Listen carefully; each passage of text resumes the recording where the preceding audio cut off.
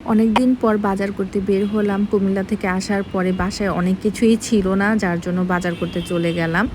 তো hello everyone, আসসালামু আলাইকুম। আজকে চলে আসলাম বাজার করার জন্য। অনেক কিছুই লাগবে, যার জন্য চলে আসলাম।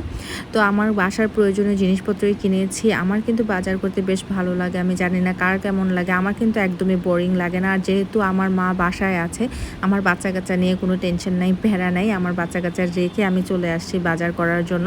তো আমার কিছু কসমেটিক্স আইটেম এবং বাসার কিছু জিনিসপত্র যেগুলো আমার খুবই দরকার ছিল, যার জন্য আমি চলে আসলাম এবং অনেক কিছুই নিয়ে আসলাম। আর আসার পরে হচ্ছে মার সাথে একটু ফান করছিলাম। এখানে যে জিনিসটা আছে কন্টেনারে, এটা হচ্ছে ডিশ ওয়াশার। আমি মাকে বললাম, দেখো 5 কেজি ওজনের কিন্তু একটা জুসের বোতল নিয়ে আসছি, এটা খেয়ে তোমাকে শেষ করতে হবে।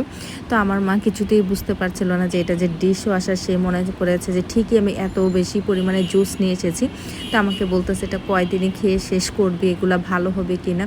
তো এটার স্মেলটা অনেক ভালো ছিল, যার কারণে আমার মা বুঝতে পারেনি। এনিওয়েজ পরে তাকে বলে দিয়েছিলাম।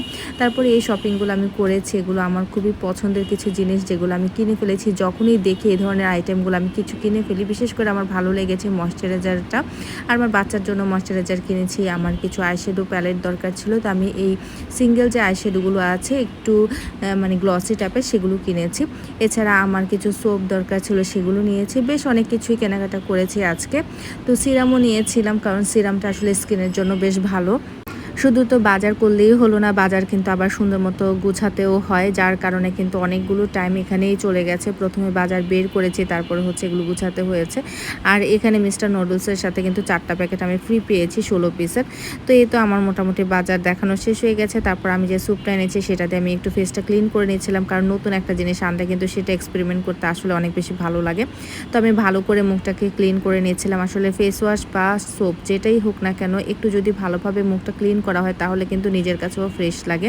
তো আমার যেহেতু অয়েলি স্কিন অয়েলি না, আমার যেহেতু ড্রাই স্কিন এবং প্রচুর পরিমাণে ব্রণ আছে, আমাকে খুবই চিন্তা ভাবনা করে এই ধরনের প্রোডাক্টগুলো সিলেক্ট করতে হয়। আর ল্যাকমির এই ময়শ্চারাইজারটা আমি কিনেছি। এটা এত জোস একটা ময়শ্চারাইজার, আমি জানি না কার কাছে কেমন লাগবে, বাট আমার কাছে এটা বেস্ট একটা ময়শ্চারাইজার লেগেছে।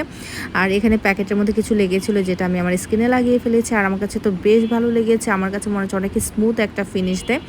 তো আল্লাহ হাফেজ, সবাই ভালো থাকবেন এবং আমার এই ভিডিওতে ছোট্ট একটা লাইক দেন, পাশে থাকবেন।